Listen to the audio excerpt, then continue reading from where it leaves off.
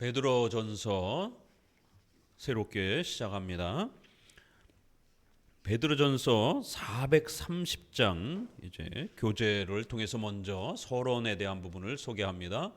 베드로전서는 로마서처럼 기독교의 핵심 그러한 7대 교리에 대한 요약이 아주 잘 요약이 되어 있습니다. 비록 5장밖에 되지 않는 짧은 선이지만 삼일체와 인간의 전적 부패, 예수 그리스도 오직 믿음으로 구원받는 것, 또 그 다음에 교회, 이런 부분들이 아주 잘 정리되어 있고요. 그리고 또 3분의 2 정도의 많은 분량이 야고보서처럼 기독교 윤리에 대한 부분들이 상당히 자세하게 소개가 되어 있습니다. 거의 야고보서와 비슷한 그러한 분량의 그러한 또 입장과 상세한 내용들을 담고 있습니다. 그리고 이제 베드로 후서는 주로 종말론에 대한 그러한 입장을 우리가 어떻게 가져야 되는가, 성경적인 그러한 종말론에 대한 집중적인 이러한 또 관심을 또 소개하고 있습니다. 자, 베드로전서는 짧은 서신이지만 어떻게 그러면 이러한 우리 기독교의 핵심 내용들이 잘 녹아들어 있는가 함께 살펴봅니다. 저자는 베드로고요. 기간은 대략 AD 64년에서 68년 그 사이에 기록된 것으로 봅니다. 네로 황제 통치가 37년에서 68년까지가 이렇게 이어집니다. 그러니까 베드로가 살았던 생애랑 겹쳐집니다. 베드로는 네로의 핍박 시대에 결국 68년에 네로의 손에 의해서 이제 순교를 당합니다. 고난받는 소아시아 지역 교회들에게 편지하고 5장 12절에 기초하여 신라가 대피를 하는, 대신 써주는, 베드로가 이야기해주고 그거를 받아 적어서 신라가 이렇게 완성을 하는 그런 형태를 갖고 있습니다. 자, 핵심 주제 및 내용을 보면은요, 주제와 관련해서는 기독교 신앙의 본질, 핵심 7대 교리, 말씀 중심의 신앙을 많이 강조합니다. 이신칭의 오직 예수, 산돌, 거룩한 제사장, 나그네, 믿음과 생활의 균형, 기독교 윤리, 십계명, 율법의 삼용법, 국가와 교회, 주인과 종, 남편과 아내, 의를 위한 고난, 선한 양심, 하나님의 뜻, 청지기, 하나님께 영광, 불시험, 거룩하라, 근신하라, 장로 정치와 권징의 훈련. 이렇게 1장부터 5장까지 가장 중요한 키워드를 이렇게 한눈에 쭉 보니까 어때요? 7대 교리와 십계명과 관련된 기독교 윤리가 거의 다 들어가 있어요. 우리가 배우는 교리의 핵심 그 키워드들이 다 들어가 있습니다. 좀 더 내용적으로 보면요, 구약의 중요한 구절을 인용하여 기독교 신앙의 핵심과 본질이 무엇인지 요약합니다. 기독교의 본질은 오직 예수 그리스도의 희생과 공로를 통하여 얻는 죄사함의 은혜입니다. 믿음은 오직 성경을 의지하고 믿는 것입니다. 믿음으로 의롭게 된 성도는 반드시 성화의 열매를 맺어야 합니다. 성화의 본질은 성도들의 인격적 거룩함입니다. 신비 체험하는 게 아니라 인격이 거룩해져 가는 거예요.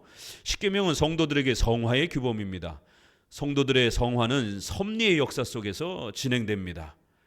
이런 이제 문장들이 다 이해가 되죠. 이제는 계속 반복해서 들으니까 반드시 성화는, 기독교 윤리는 섭리의 이러한 큰 틀 안에서 여러분들이 헤아릴 줄 아셔야 된다는 거예요. 성화는 국가, 사회, 가정 질서를 존중합니다. 그래서 베드로전서는 국가에 대한 이야기, 사회에 대한 이야기, 부부의 가정에 대한 이야기가 많이 나옵니다. 하나님의 뜻은 성도들이 현세에서 신앙 때문에 고난받는 형편을 허락하십니다. 고난은 성도들을 훈련시키는 성화의 소중한 수단이 됩니다. 자, 핵심 몇 구절을 보면 1장 16절, 아주 유명한 구절이죠. 내가 거룩하니 너희도 거룩할지라. 이 성화에 대한 표현을 이렇게 멋있게 표현합니다. 하나님이 거룩하기 때문에 그분의 백성들이라면 반드시 거룩을 향하여 살아야 된다는 거예요. 비록 우리가 거룩하기 때문에 구원받은 건 아니지만 거룩하게 살아야 되는 이 열매, 신앙인의 열매로서의 성화와 거룩은 반드시 추구해야 된다는 겁니다. 2장 12절, 성도들의 선한 일을 보고 전도의 이러한 역사, 또 하나님의 영광을 돌리는 그러한 중요한 수단으로 우리 성도들의 선한 삶을 하나님이 사용하시겠다라는 거예요. 3장 9절, 그래서 우리 성도들은 때로는 억울하고 힘들어도 욕을 욕으로 갚지 말고 오히려 복을 빌라라는 거예요. 4장 19절, 하나님의 뜻대로 고난을 받는 그런 섭리적 형편이 있다라는 겁니다. 이런 걸 잘 이해하셔야 됩니다. 자, 베드로전서와 야고보서의 유사점을 한번 소개해 보면은요, 베드로전서는 앞부분에서 기독교 신앙의 본질인 이신칭의를 설명하지만 중후반부는 십계명을 중심으로 하는 성화에 대한 내용을 더 강조합니다. 내가 거룩하니 너희도 거룩할지니라는 1장 16절 명령은 베드로전서 전체의 초점입니다. 이와 같이 기독교 윤리에 대한 강조는 야고보서의 내용과 유사한 면이 많습니다. 1세기 당시 소아시아 지역에 퍼져 있는 유대주의와 영지주의와 같은 무율법주의자들을 비판하기 위해서 야고보서처럼 십계명을 중심으로 하는 성도들의 성화를 강조하였습니다. 이게 이제 유대주의는 특별히 바리새인들은 굉장히 엄격한 율법주의를 추구하기도 하죠. 그리고 또 영지주의는 그냥 신비 체험이라든가 이런 걸 막 강조하기 때문에 또 무율법주의가 또 이렇게 아주 팽배하고요. 그래서 율법주의와 무율법주의가 1세기 당시에 우리 기독교 윤리를 파괴하는 아주 가장 무서운 독이었습니다. 오늘날에도 기독교가 한 끗 잘못 나가면 로마 카톨릭처럼 이렇게 아주 엄격주의, 그러나 또 자유주의처럼 또 세속주의, 동성애까지 막 받아들이는 이런 무율법주의, 또 신비체험 막 까무러치고 막 이런 모습들, 이런 무율법주의, 윤리가 없는 이러한 아주 세속주의, 은사주의, 이 교회를 어지럽히는 아주 두 양극단입니다. 가장 조심하셔야 됩니다. 그래서 서신서술에 보게 되면 율법주의에 대한 경고, 무율법주의에 대한 신비주의, 이런 세속화에 대한 경고가 끊임없이 쏟아지는 겁니다. 거의 뭐 반복이 되고 있어요. 로마서에서도, 야고보서에서도, 베드로전서에서도. 비록 믿음과 행위는 구별되지만 분리되지 않고 각각의 역할이 있음을 언급합니다. 비록 성화, 즉 행위는 구원의 조건은 아니지만 구원의 열매와 증거로서 가치가 있습니다. 후반부에는 십계명을 실천할 때 찾아오는 다양한 불시험과 같은 고난들을 소개하였습니다. 이 고난들은 하나님의 섭리라는 계획 안에서 주어지기 때문에 염려하지 말고 잘 참고 견뎌야 합니다. 그래서 야고보서에서는 이러한 섭리 안에서 장사를 어떻게 하는지 이런 부분들이 예를 들어서 나오잖아요. 분명히 미래를 준비하는 건 분명히 해야 되는 일이지만 섭리의 법칙이라는 게 있다 그랬죠. 자, 섭리의 법칙 5가지 외우셔야 됩니다. 필연적인 것부터 우연적인, 기적적으로 뭔가 이루어지는, 그러나 필연적인 일들을 먼저 하셔야 되는 거예요. 책임감 있게. 작은 일에서 큰 일로 확장된다라는 거예요. 현재의 일에서 미래의 일로 확장된다라는 거예요. 내 주변에 있는 것을 최선을 다함으로 인해서 또 멀리 확대가 된다라는 거예요. 또 능동적으로 십계명을 따라 내가 해야 될 일은 지금 당장 열심히 하셔야 되는 거예요. 그럴 때 또 나중에 하나님이 모든 걸 다 수동적으로 만들어서 우리에게 좋은 형편을 또 열어주시기도 합니다. 이렇게 5가지의 섭리의 법칙을 늘 생각하면서 일반 은총, 우리의 국가, 문화, 사회, 이러한 정치, 제도, 경제 이런 부분에 있어서 무관심하지 마시고 열심히 공부하셔야 되는 거예요. 왜요? 그 전체 역사 자체가 하나님이 섭리해 가시는 그 인류 역사이기 때문에 문명이 이렇게 발전하고 이런 도구로 우리를 생활케 하시는 게 하나님의 역사, 섭리 역사란 말이에요. 과거에는 농사를 통해서 하나님이 우리를 먹이시는 섭리 역사를 하셨지만 지금은 직장 생활이라고 하는 4차 문명이라고 하는 이런 고도화된 인터넷 문명 속에서 직업을 가지고 또 우리가 의사소통하면서 그렇게 살아가는 거예요.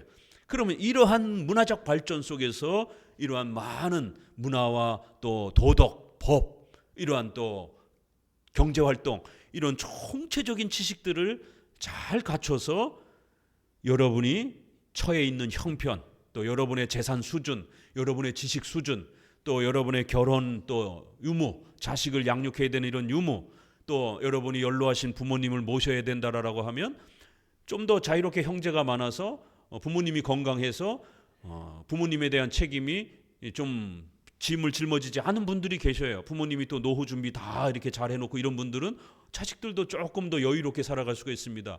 그러나 내가 태어나고 양육받은 부모님이 노후 준비가 잘 안 돼 있고 또 유달리 또 몸이 편찮으셔가지고 치료를 받아야 되는 또 이런 절박한 상황이고 이러면 이 모든 것은 하나님의 섭리로 여러분에게 주어져 있는 거예요. 그런 책임 다 내팽개치고 자기가 하고 싶은 일만 하고 이러면 안 되는 겁니다. 하나님께서 그 부모님을 데려가시기 전까지는 맡은 바 책임을 최선을 다해서 해야 되는 것입니다. 제가 마치 저희 선생님들하고 공부하면서 사실은 제가 유학 1호 대상으로, 왜냐하면 그 선생님들이 저희 대신교단으로 오셨을 때에 조직신학회를 구성하면서 제일 먼저 스타디를 구성을 했고, 제가 그 대학원 1기였기 때문에 그 처음 설립했던 학생이었기 때문에 유학 추천 1호 대상이었습니다. 그렇지만 저는 연로하신 홀로 계신 할머니를 모셔야 되고 또 홀로 계신 어머니를 모셔야 되는 장남으로서의 이런 또 위치가 쉽게 내려놓을 수 있는 상황이 아닙니다. 몇 년을 그렇게 외국에 나가서 혼자 공부할 수 있는 그런 형편이 아니었던 것이에요. 그래서 한동안은 이런 섭리와 하나님의 말씀에 대한 올바른 교육이 안 되면 내 형편을 바라보는 관점과 태도가 달라집니다. 부정적인로 보게 되는 거죠. 아, 부모님이 나의 발목을 잡는구나. 내가 유학을 가서 이렇게 승승장구하고 더 성장해야 되는데 부모님 때문에 유학을 갈 수 없는, 내가 떠나버리게 되면 부모님을 돌볼 수 있는 사람이 아무도 없는 것이에요.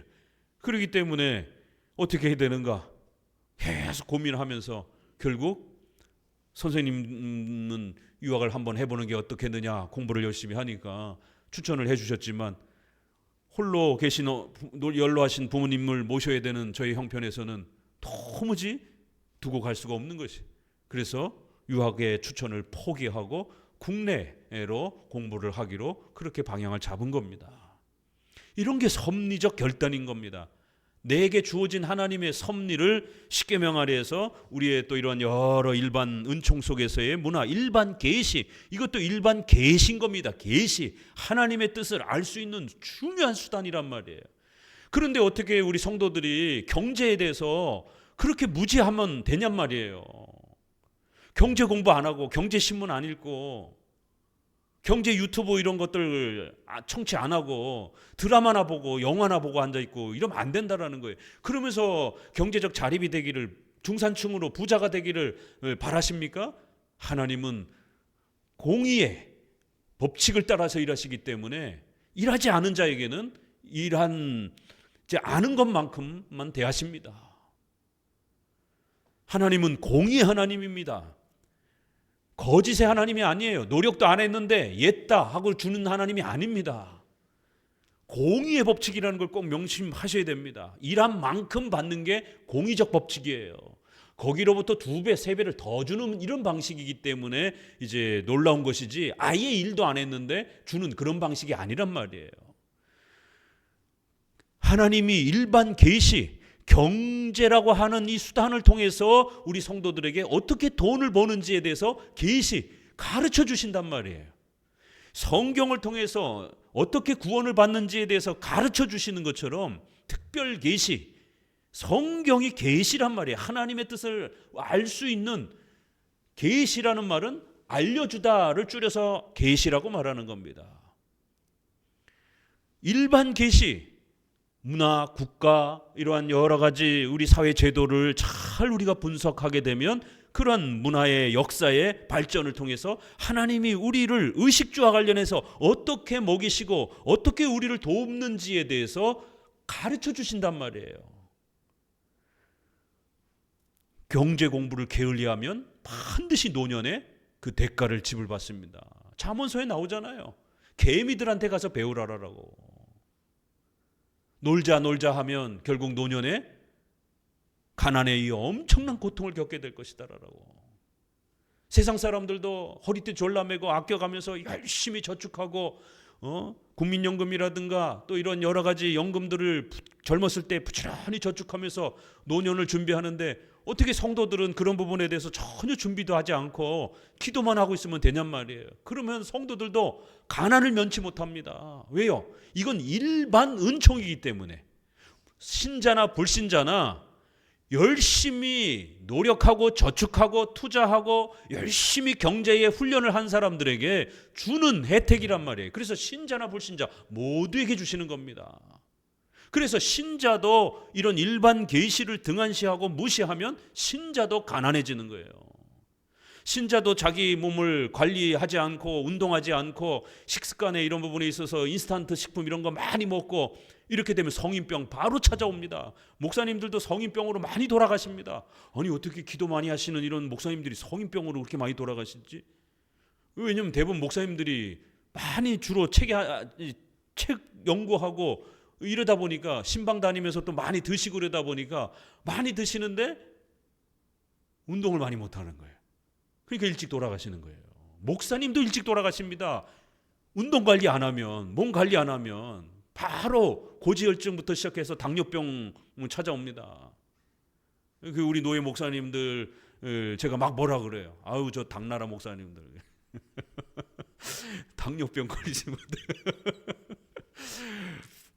당나라 목사님들이라고 제가 좀 제발 좀 운동들 좀 하시라고. 저는 아직 당뇨병에 아직 진단을 안 받았기 때문에 저도 이렇게 오전에는 공부하고 오후에는 탄천이라든가 산에 이렇게 안 빠지고 겨울에도 여름에도 열심히 1시간 이상씩 이렇게 운동을 하려고 애를 씁니다.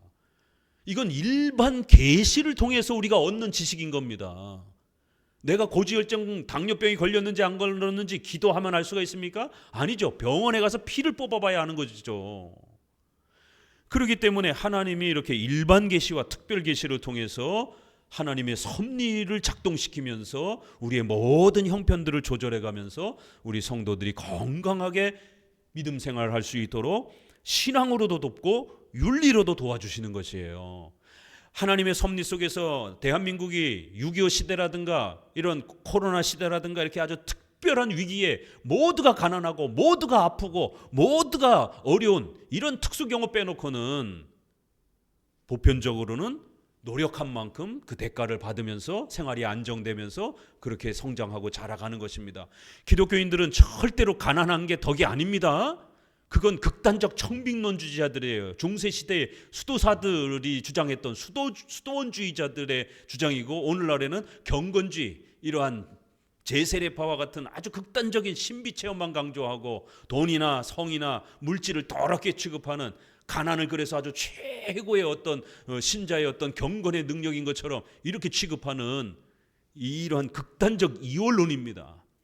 기복주의를 쫓아가는 돈이 하나님인 것처럼 돈 하며 사는 것, 이것도 잘못된 것이지만 아주 극단적 가난이 최고의 경건인 것처럼 이렇게 추구하는 또 이러한 극단적 이러한 이원론도 잘못된 겁니다.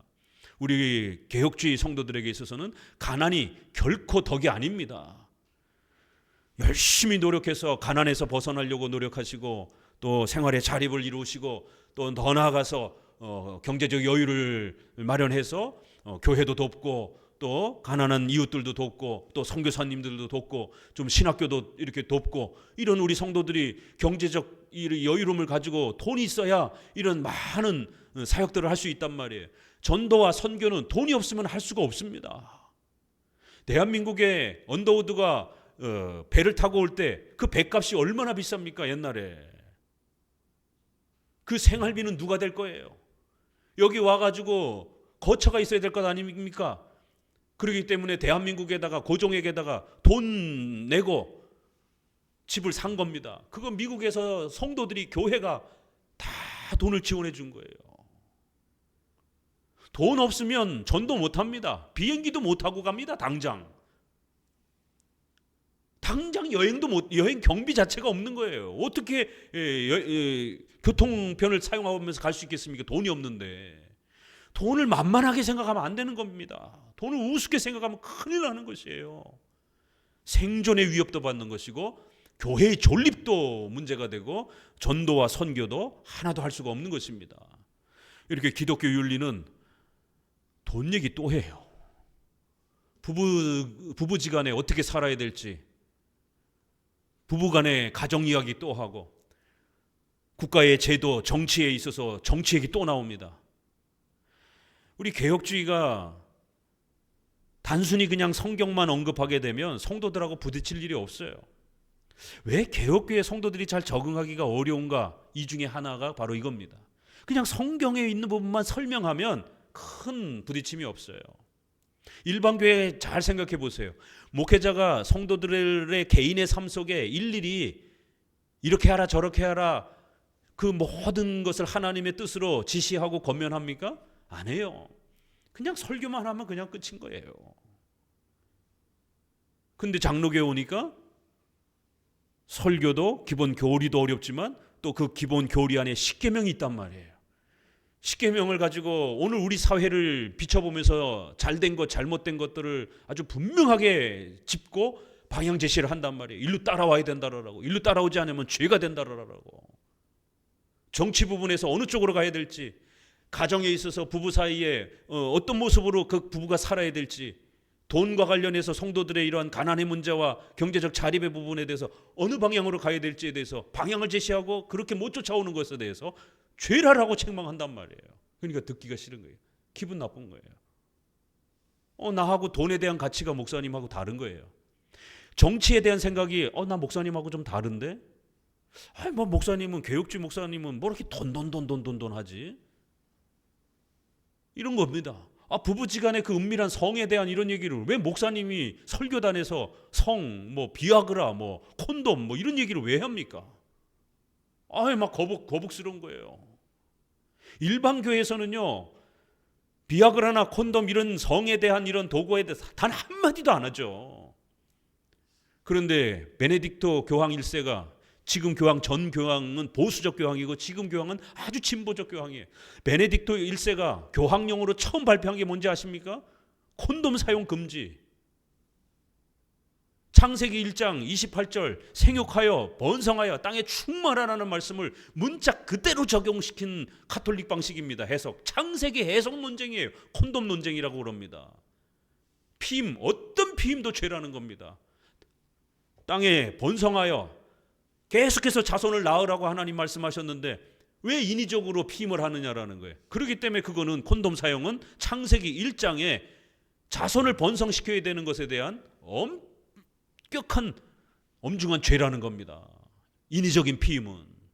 그래서 절대 피임하면 안 되고 모두 낳아야 된다라는 겁니다. 생기는 대로. 현대 문명이 이렇게 발전됐는데도 안 된다라는 거예요. 그래서 피임의 이 도구 콘돔은 여성들에게 어마어마한 생애의 삶의 일대 변화를, 문명의 변화를 준 겁니다. 그럼 그게 죄악입니까? 여성의 삶을 이 아주 1차원적인 노동, 밥하고 빨래하고 찬물에 가서 빨래해야 되고 불 피워야 되고 또 애가 생기면은 또 애를 낳아야 되고 양육하고 키워야 되는 이 3대 노동, 여기로부터 여성을 해방시켜준, 자유케 해준 문명의 3개의 도구가 있습니다. 피임 도구, 밥통. 밥 안 해도 되잖아요. 옛날 어르신들은 그 부엌에 가서 아궁이에서 그 나무 갖다가 불 때우고 불 꺼지면 혼나고, 그래서 밥을 해야 식구들이 먹고 사는 밥통. 그 다음에 세탁기. 의식주의 기본을 해결해야 되는 게 여성이기 때문에 이 3개는 여성이 짊어져야 되는 가장 무거운 노동이고 가장 1차원적인 노동이었던 거예요. 우리 어머니 세대들, 할머니 세대들. 그런데 문명이 발전하면서 지금 50대 아래로부터는 이 3개의 혜택을 여성들이 받으면서 여성들에게 어마어마한 시간이 주어졌잖아요. 노동의 여유, 시간적 자유. 그러니까 여성들이 교육을 받을 수 있는 자유가 생기고 시간의 여유가 생기고 여성의 건강이 더 좋아지고, 왜? 그런 1차원적인 과격한 노동에 많이 노출이 되지 않으니까 관절염이라든가 이런, 우리 어머니들 90%가 다 관절염 고생하잖아요. 젊어서 하도 그 과격한 노동들을 해서. 그렇지만 현대 젊은 여성들은 그런 부분에 엄청난 혜택을 누린단 말이에요. 그럼 이게 죄입니까? 밥통이 죄가 아닌 것처럼, 세탁기가 죄가 아닌 것처럼 피임 도구도 죄가 아닌 겁니다. 그런데 가톨릭은 그걸 죄라라고 교황령이 발표를 해가지고 가톨릭 성도들은 절대로 피임하면 안 됩니다. 그러나 또 세속주의는 그 문명의 발전을 이용을 해서 부부가 아닌 결혼하기도 전에 다른 사람과 동성애와 이런 난잡한 성을 하는데 그거를 병 생길까 봐 악용하는 이런 또 악이 발생을 하는 것이죠. 그러나 그거 자체가 악이 아니라 그걸 가지고 악을 행하는 인간들이 문제인 것이죠. 이렇게 하나님은 문명의 발전을 통해서 이러한 역사들을 이루어 가시는 겁니다. 그럴 때 우리 개혁주의는 이런 부분들을 아주 적극적으로 우리 사회의 방향과 또 선택의 문제와 어느 게 죄가 되고 어느 게 죄가 되지 않는지에 대한 이런 방향성들을 제시하니까 성도들이 거기에 일치된 생각을 갖고 있을 때는 아무렇지 않지만 부딪힐 때는 정치 부딪히잖아요. 지금 대한민국 이 정치 시국에서 정치 얘기하지 말라라고 성도들이 얼마나 목사님에게 압박하는지 저희 노예 목사님들을 여쭤봐도 정치 얘기 못한다라는 거예요. 이게 올바른 길이다라고 말하고 싶어도 못한다라는 거예요. 왜요? 거기 성도들이 다 좌우로 섞여 있기 때문에. 그러면 목회자가 중립을 지키면서 눈치 보면서 해야 됩니까? 아니죠. 우리 사회의 정치가 올바른 길로 가고 있는지 틀린 길로 가고 있는지를 하나님의 말씀을 가지고 해석해서 들여다보는 겁니다. 잘못 가고 있으면 강력하게 책망하면서 성도들로 하여금 정치에 대한 인식과 그 세계관을 목회자가 깨워줘야 되는 겁니다. 혹시라도 정치에 대해서 다른 쪽 생각을 갖고 계시다라면 그런 생각은 기독교적으로 옳지 않다라고 깨워줘야 되는 거예요. 거기서 더 나가면 죄가 될 수 있다라고 알려줘야 되는 겁니다. 그래서 성도들이 계몽이 되도록 깨어나도록 성경의 눈이 열리도록 성경을 보지 않았을 때는 그게 왜 정치가 죄가 되는지 전혀 몰랐던 겁니다. 그러나 성경을 알고 나니까 동성애 때문에 정치 지도자에 대한 선택이 달라진단 말이에요. 동성애를 지지하는 정치 지도자는 절대로 여러분이 선거를 하면 하나님 앞에 진노와 책망을 받습니다. 왜요? 성경에서 동성애를 금지하기 때문에. 이렇게 목회자는 성도들하고 싸워가면서 성도들의 세계관과 싸워가면서 성도들을 하나님의 말씀으로 끌어내는 겁니다. 돈과 관련해서도 어떤 사람은 돈에 대해서 굉장히 열려있는 사람이 있고 어떤 사람은 돈에 대해서 굉장히 부정적인 사람이 있을 수 있어요. 그냥 검소하게 교회가 검소하게 이렇게 살아가는 게 좋은 것이지. 아니 교회는 열심히 돈을 벌어서 구제도 하고 이러는 게 나은 게 아닌가? 청불원, 청빈론 가지고 성도들끼리 싸운단 말이에요. 그럴 때 목회자는 어떻게 됩니까? 돈에 대한 이 철학, 성경적 가치관을 만들어주고 8계명을 통해서. 그리고 오늘 우리 사회의 이 자본주의라고 하는 사회, 공산주의, 사회주의도 아니잖아요. 자본주의라고 하는 모두가 자기 자신이 일한 만큼 노력한 만큼 그 자본을 가지고 살아가는 부자와 가난한 자가 엄연히 존재하는 이 자본주의 사회에 성도들이 어떻게 살아가야 될 것인지에 대해서 일깨워줘야 된단 말이에요. 하나님이 어떤 경제 방법은 사용하지 않는지, 하나님이 어떤 경제 방법을 만약 우리 성도들이 선택하면 거기에는 하나님의 무서운 진노가 임하는 것인지 그런 주제들이 있단 말이에요. 구약에 보게 되면 고리대금으로 경제를 하게 되면 하나님의 무서운 진노를 받습니다. 사형을 당합니다. 그러나 이자는 괜찮아요.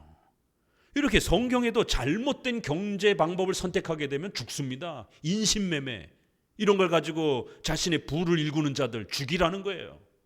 근데 인신매매와 노예 제도는 달라요. 노예, 종을 두는 건 구약에도 신약에도 다 허락이 되어 있습니다. 빌레몬서 우리가 봤죠? 종이 존재하잖아요. 구약에도 보면 종들이 있고 자원해서 그 집에 있고 싶으면 귀를 뚫고 영원토록 종이 되겠다라고 안식년이 되고 나면 풀어줘야 되는데 계속 있고 싶다라면 자원해서 종이 되기도 하고. 왜요? 그들이 먹고 사는 이 방법이니까. 당장 나가면 먹고 살 데가 없잖아요. 그렇지만 인신매매는 성격이 다릅니다. 노예 제도는 합법적으로 의식주를 해결해주고 결혼이라든가 자손이라든가 그 개인의 삶을 보장해 주는 거예요. 우리 마치 조선시대에 그런 노비 문화가 양반 문화에 그 노비가 속해 있게 되면 그 모든 그의 생명의 권리가 보호가 되잖아요. 그렇지만 인신매매는 다르단 말이에요. 사람을 훔쳐다가 팔고 이러면은 조선시대에도 발각이 되면 그건 사형으로 처벌받습니다. 이렇게 돈 버는 수단에 있어서 어떤 수단과 방법은요, 하나님의 무서운 진노를 받습니다. 그럼 이걸 현대로 적용해 보게 되면 다단계 하면 집안이 망하고 교회가 망하고 하나님의 무서운 진노와 책망을 받습니다. 절대로 성도들은 다단계, 유사 다단계도 절대로 손대면 안 됩니다. 또 합법적인 형태의 다단계도 있어요. 아메이라든가 이런 국가에 등록을 하고 하는 그것도 역시 다단계입니다. 법의 허가를 받았을 뿐이지 원리 자체는 다단계란 말이에요. 로또, 이런 도박, 이런 형태의 경제수단은 하나님의 무서운 진노를 받습니다. 절대로 손대면 안 돼요. 이걸 목회자가 가르쳐줘야 됩니까? 말아야 됩니까? 가르쳐줘야 되죠. 근데 그걸 하고 싶은 성도가 있단 말이에요. 그럼 부딪히는 거예요.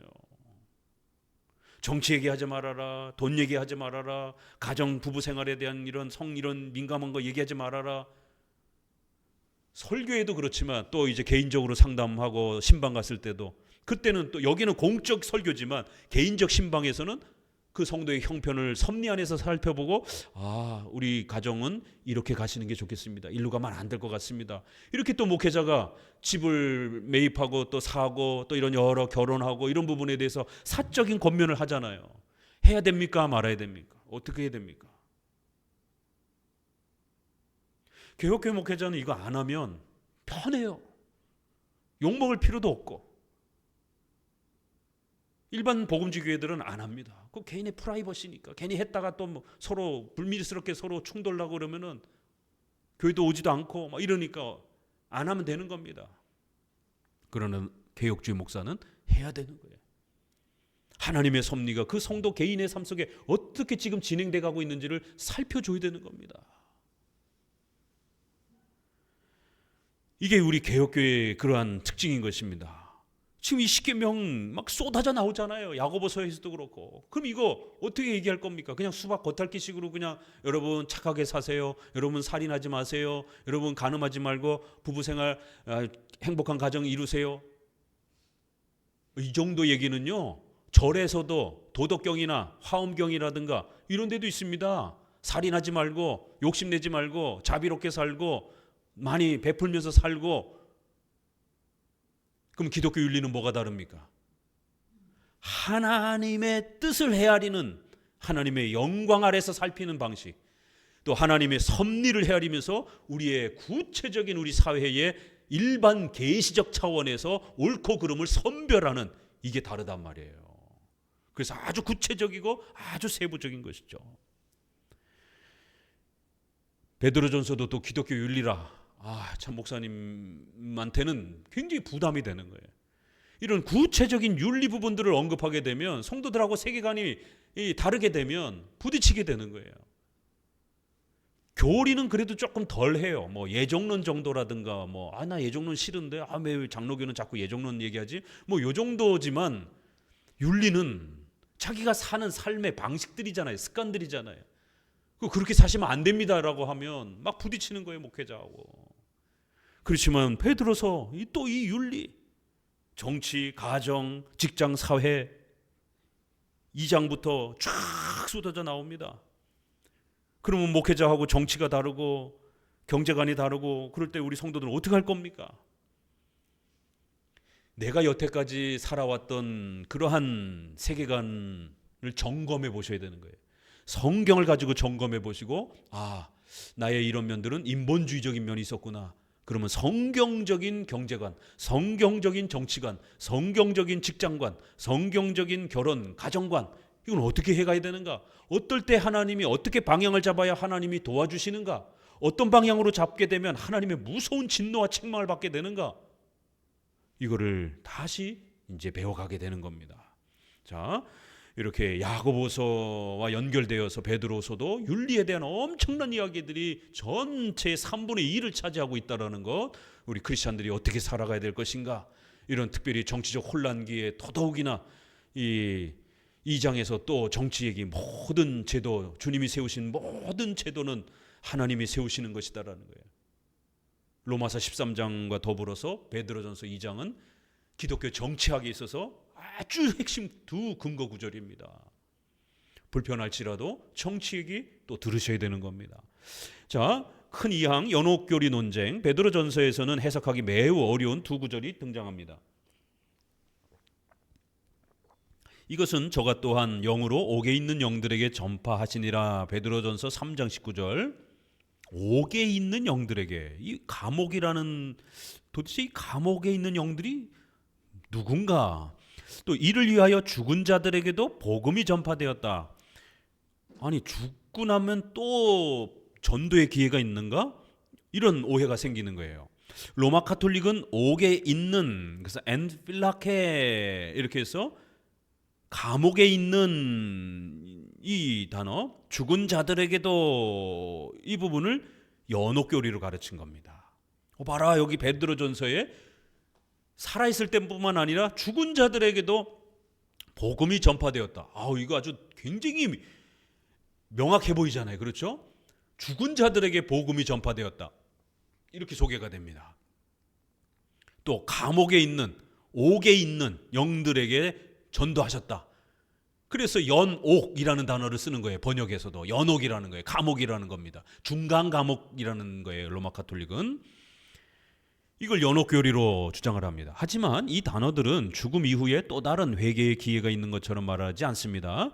특수한 표현으로 여기에만 임시적으로 등장하는 구절이기에 중요 교리를 확정하기에는 어려움이 있습니다. 우리가 교리와 생활에 있어서 아주 지대한 기준이 되는 핵심 교리는요, 신구약 여기저기에서 많이 소개되어지는 그러한 표현들을 모아서 기준 교리로 잡는 겁니다. 이렇게 한두 구절 나와 있는 거를 자칫 우리의 신앙과 윤리의 절대적 기준으로 이렇게 너무 강하게 잡으면 안 됩니다.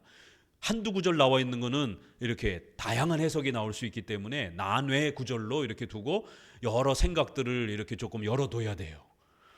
왜냐하면 해석이 너무 없기 때문에 그렇습니다. 자, 또한 전후 문맥을 살펴보면 이 표현들은 고난받는 성도들을 위로하는 내용임을 알 수 있습니다. 이게 전체 흐름이 윤리를 이야기하는 거기 때문에 어렵고 힘든 고난을 받는 성도들에게 위로를 주는 표현이에요. 그 흐름에서 보게 되면 이 구절이 잘 이해가 됩니다. 자, 종교개혁자들은 크게 두 부류로 나눠져서 이 구절을 해석했습니다. 첫째는 지옥에 있는 불신자들을 향해 복음의 승리를 선포하는 해석으로 해석했습니다. 이 해석은 루터나 쯔빙글리가 지지했고 현대 와서는 바빙크나 박윤선이 주장을 했습니다. 카톨릭과 성공회, 자, 이거 잘 구별하세요. 지옥에 내려가시고 사도신경에 이렇게 고백할 때 이 표현도 마찬가지로 이제 신조에 있는 표현, 그 다음에 그 신조가 그 표현이 어딨냐? 그럼 베드로전서에 있다. 이렇게 해가지고 카톨릭은 이건 연옥이다. 사도신경에서 말하는 지옥에 내려가시고라는 표현은 연옥에 내려가셨다 이렇게 말하고, 성공회는 낙원에 내려가셨다 이렇게 표현을 해요. 그러면 낙원은 또 뭐냐? 이제 우리가 비평을 하게 되면 성공회 신학자들은 이제 저희가 아니 그럼 너희들은 연옥을 말하는 거냐 했더니 연옥은 아니라는 거예요. 그럼 거기가 천국이냐 했더니 천국도 아니라는 거예요. 천국과 지옥이 아닌 또 다른 장소가 있다. 그게 낙원이다. 연옥은 아니지만 이렇게 말을 하는 거예요. 그러면 그게 제3의 장소지. 로마 카톨릭도 제3의 장소를 말하잖아요. 그래서 성공회나 카톨릭은 단어만 다르지 연옥이냐 낙원이냐를 주장하는 차이만 있지 제3의 장소를 주장하는 건 똑같습니다. 근데 루터와 쯔빙글리는 로마 카톨릭의 연옥교리가 문제가 있기 때문에 그건 안 되고 지옥에 실제로 가시긴 가셨다. 사도신조의 그 고백도 그렇고 베드로서의 그 고백도 실제로 지옥에 가신 것이다. 그러나 전도하기 위해서 간 게 아니라 예수님이 승리했다라는 것을, 사탄을 물리쳤다라는 것을 어둠의 세계에다가 이렇게 전쟁의 승리를 외치는 그런 장면이다. 그리스도의 이 승귀, 높아지심, 부활 전에 승리를 선포하는 이런 쪽으로 좀 해석을 했어요. 근데 조금 어색해요, 사실은. 그래서 둘째 해석은 불신자들이 살아있을 때 복음을 전한 것으로 해석합니다. 즉 감옥은 죄의 종노릇하며 예수님을 거부한 불신자들의 악한 본성을 의미한다. 이 해석은 칼빈, 베자, 매튜 폴 등이 지지했고 현대에는 루이스 볼콥 등이 주장을 합니다. 그렇기 때문에 바빙크와 벌콥이 스승과 사제지간이지만 이렇게 이런 부분에 종말론 부분에 있어서 이렇게 해석이 달라요. 그럴 때 주류 해석은 칼빈의 해석이 훨씬 더 주류적인 해석입니다. 쯔빙글리나 또 바빙크의 이런 해석은 아주 비주류적인, 몇 분 안 돼요. 우리 개혁주의에 있어서는 이 감옥이라고 하는 것은 악한 인간들을 말한다라는 거예요. 그래서 예수님이 이렇게 옥에 있는 영들에게 연옥에 가서 전도한 게 아니라 요 본문이 노아의 시대에 이렇게 연결되어 있기 때문에 그래요. 그래서 노아의 시대에 불신자들, 악한 영들에게 전도하셨다. 노아를 통해서 이렇게 말하는 겁니다. 또 이를 위하여 죽은 자들에게도 복음이 전파된다. 요거는 이제 조금 다른 관점에서 해석해야 되고요. 이제 밑에 또 나옵니다. 그래서 우리가 사도신조에서 지옥에 내려가시고도 장소가 아니라 인간이 겪어야 됐던 그 정죄, 지옥과 같은 지옥의 형벌, 바로 그거를 예수님이 대신 받으시고 지옥과 같은 그 인간의 죄악의 그 형벌을 대신 받으셨다. 우리가 받아야 되는 그 지옥의 형벌의 고통과 아픔을 대신 받으셨다라고 하는 그 영혼의 고뇌, 고통을 이렇게 표현한 걸로 우리는 좀 더 의미적으로 또 인간의 악한 본성, 또 그 악한 본성이 받아야 되는 형벌의 이러한 고통, 이런 걸로 이렇게 우리는 해석합니다. 실제 장소로 해석하진 않아요. 후자의 해석이 그들은 전에 노아의 날 방주 예비할 동안 하나님이 오래 참고 기다리실 때 순종치 아니하던 자들이다. 20절에 이제 이렇게 연결이 된단 말이에요. 이 옥에 있는 영들이 누구냐면 노아 시대 때 순종하지 않았던 불신자들이라는 거예요. 그럴 때에 예수님이, 그리스도의 영이 그 노아 시대 때에 옥에 있는 영들에게 전파하셨다. 이렇게 연결이 되다 보니까 그럼 예수님이 노아 시대 때 어떻게 복음을 전파하신 것이지? 이렇게 되는 거예요. 예수님께서는 자신의 제자들을 통해서 성령의 역사로 구약에서도 여전히 불신자들에게 복음을 전하셨습니다. 하지만 그때 노아의 전도를 받지 않은 자들은 불신앙에 여전히 머물러 있었습니다. 이제 이런 불신앙자들에게는 엄중한 하나님의 심판이 준비되어 있습니다. 따라서 이 본문은 성도들이 현세에서 조금 힘들고 어려워도 구원의 은혜를 생각하면서 견뎌야 한다는 권면입니다. 예수님이 이렇게 노아의 시대 때도 최후 심판의 예를 이렇게 들어주는 거죠. 그때에도 그렇게 먹고 사는 것 때문에 하나님의 말씀에 불순종하고 노아를 통해서 방주에 들어오라라고 그리스도께서 성령을 통하여 그렇게 노아의 입술을 통하여 전도를 하셨음에도 불구하고 수많은 불신자들이 듣지 않았다라는 거예요. 그 악한 불신자들에게, 옥에 있는 악한 본성을 가진 그러한 영들에게, 사람들에게 전파하셨다라는 거예요. 노아를 통해서, 그리스도께서. 그래서 그들은 노아의 시대 때 순종치 않았던 바로 불신자들이다. 이렇게 해석하면 되는 겁니다. 연옥으로 해석할 필요가 없는 거예요. 또 같은 위로가 이를 위하여 죽은 자들에게도 복음이 전파되었으니 이는 육체로는 사람처럼 심판을 받으나 영으로는 하나님처럼 살게 하려 함이라는 말씀에서 재차 반복이 됩니다. 로마 가톨릭은 이 구절을 문자 그대로 적용하여 여기서 말하고는 죽은 자들은 말 그대로 이미 죽은 자들이고 그들은 3장 19절에 따라 연옥에 있고 이제 그들에게 두 번째 전도가 주어진다고 해석합니다. 특히 이들은 비슷한 표현인, 같이 읽어봅니다. 고린도서, 만일 죽은 자들이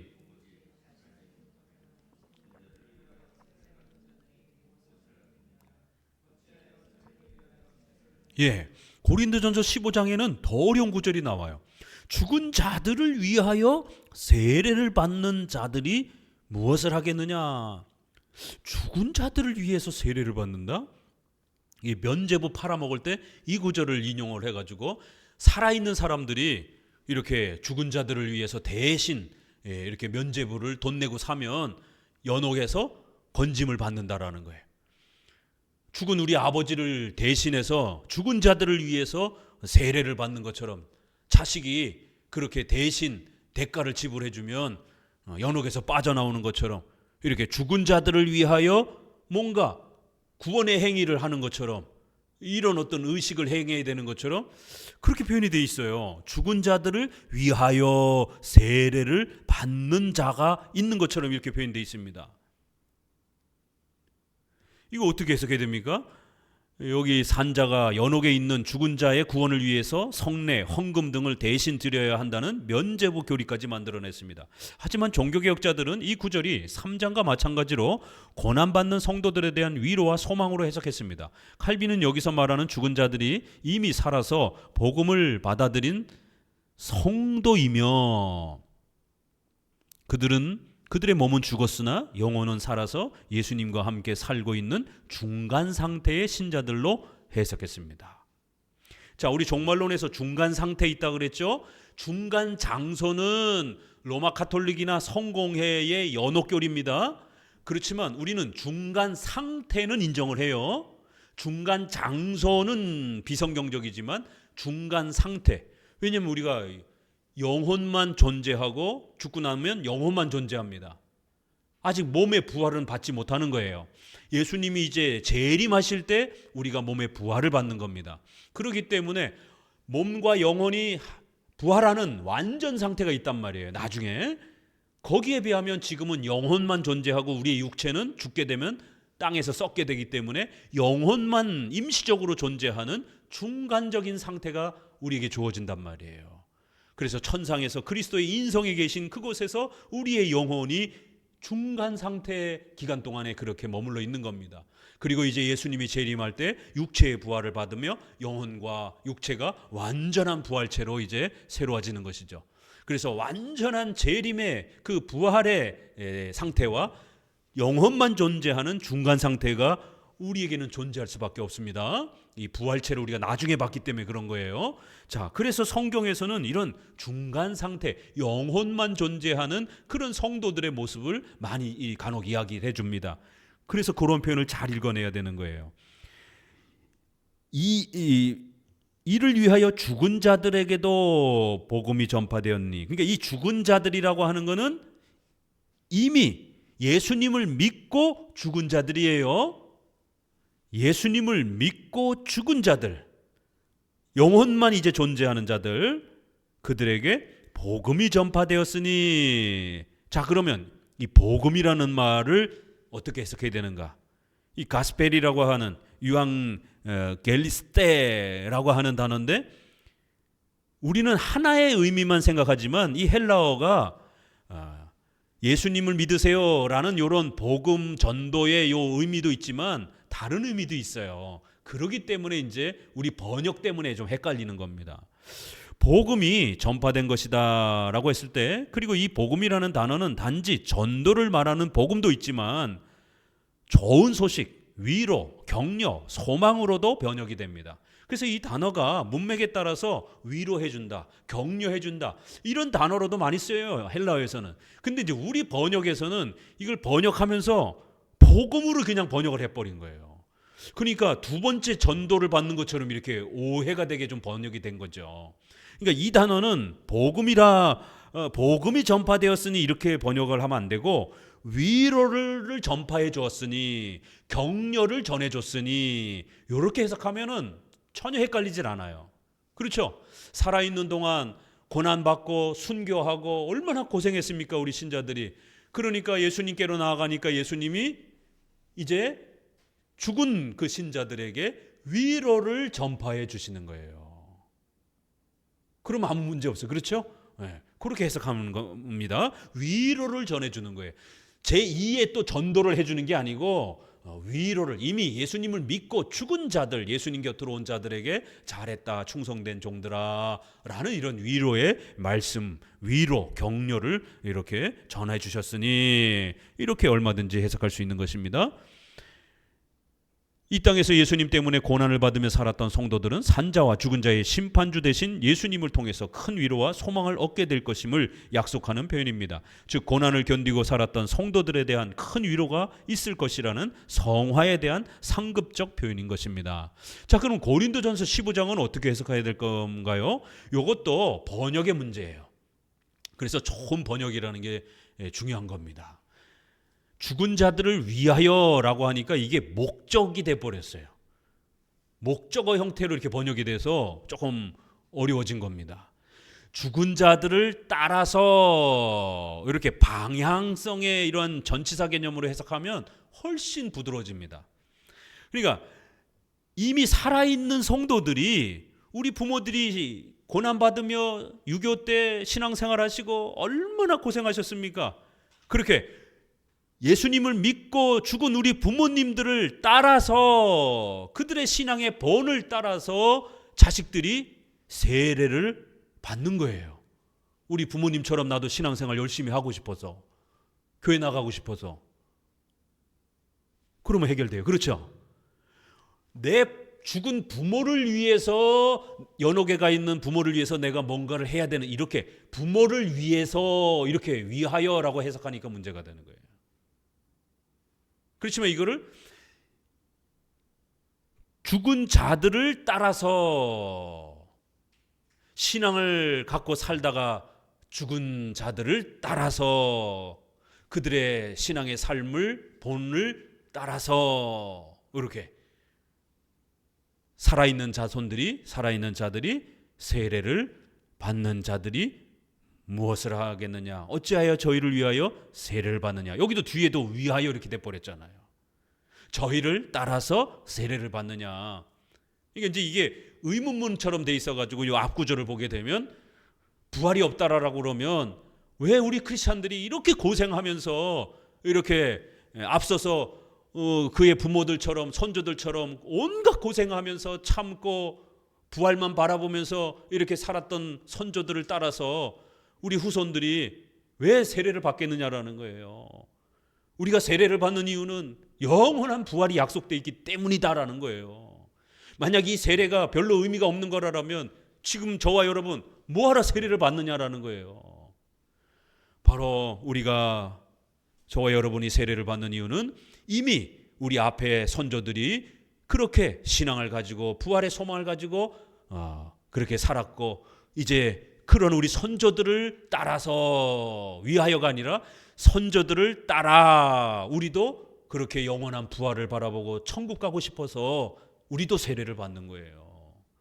그분들의 신앙을 따라서, 그러한 죽은 자들을 따라서, 죽은 자들의 신앙의 본을 쫓아서, 따라서. 헬라어는 얼마든지 그렇게 번역이 돼도 되는데 이게 영어 번역으로 가면서 for 이렇게 위하여라고 번역이 돼 버렸고, 이렇게 우리 번역도 목적어처럼 위하여 이렇게 번역이 돼서, 아니 어디 연옥에 가가지고 빠져 있는 우리 부모를 우리가 건져내기 위해서 그들을 위하여 뭔가를 이렇게 행해야 되는 것처럼 이렇게 전치사의 단어가 바뀌면서 혼동이 온 겁니다.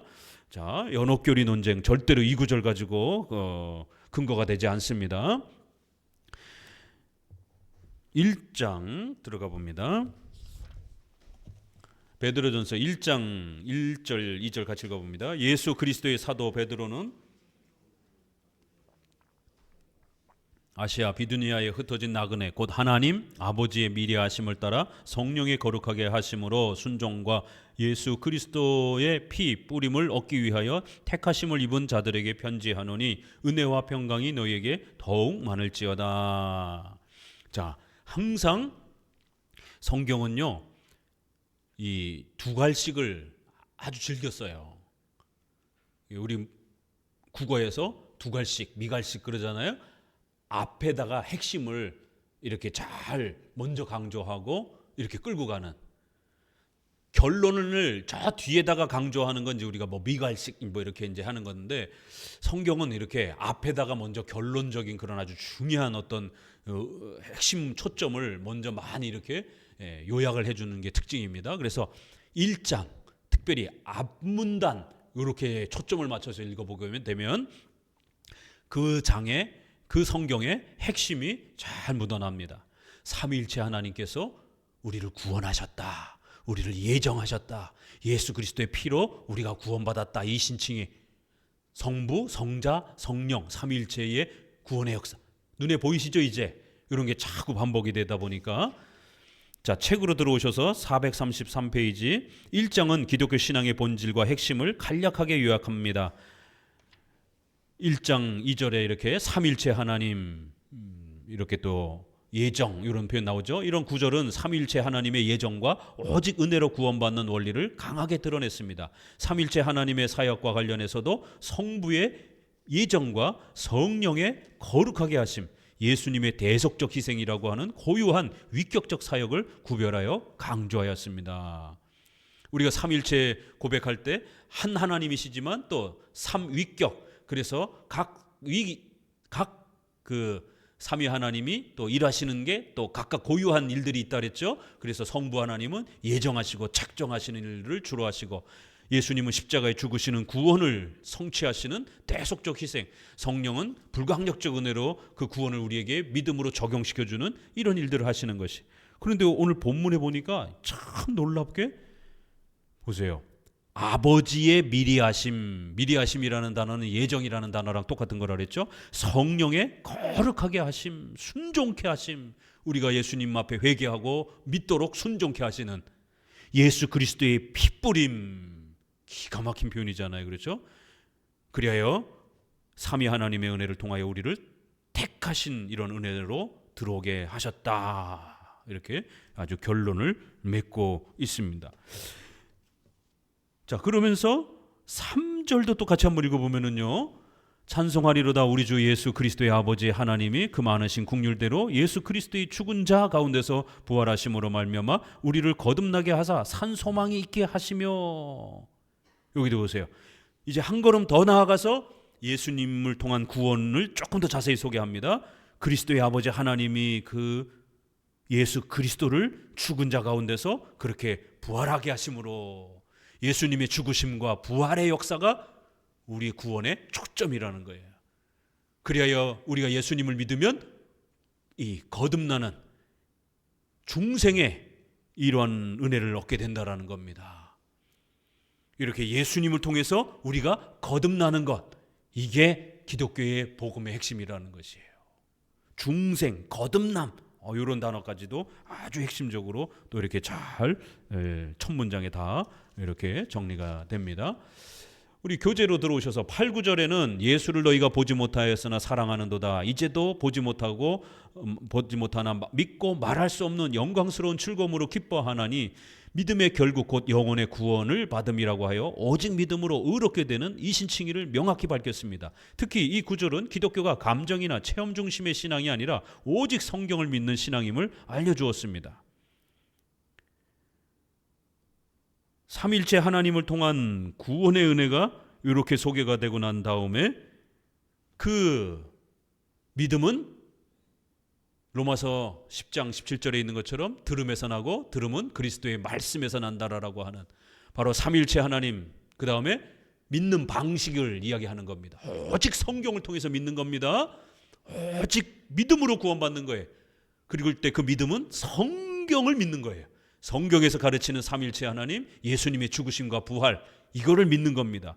그래서 성경을 믿는 게 기독교라는 거, 성경을 믿을 때 믿음이 만들어진다라는 거, 성경의 교리를 믿는 게 그게 기독교라는 것. 은사체험, 신비체험, 떼굴떼굴 고르고 이런 게 아닙니다.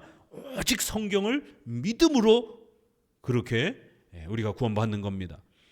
놀라운 것은 예수님을 보지 못했다라고, 베드로가 전도한 이 소아시아 지역의 이 성도들은 예루살렘하고 멀리 떨어져 있었기 때문에 예수님을 보지도 못했어요. 예수님이 어떤 분인지도 몰라요. 우리랑 똑같은 형편이에요. 그렇죠? 우리도 예수님을 직접 보거나 만져보지 못했어요. 예수님을 직접 보고 만져서 구원받는 게 아니라는 거예요. 1세기 당시 예수님을 직접 보고 만지고 같이 예수님하고 식사한 사람들 얼마나 많습니까?